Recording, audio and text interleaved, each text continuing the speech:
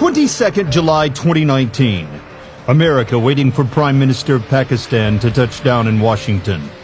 Lots of intelligence reports about Imran Khan may have been circulating in the State Department and White House to keep President Donald Trump informed. Here's a short story of Imran Khan and his struggle.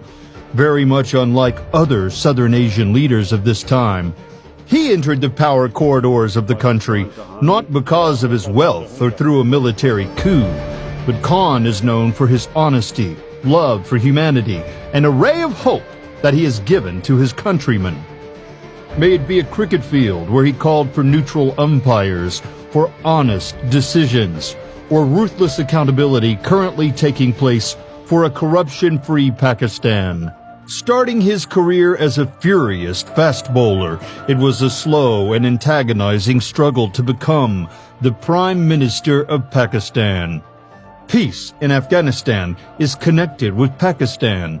Only a brave and an honest leadership of Pakistan can provide this opportunity to prevail peace, not only in the region, but across the globe.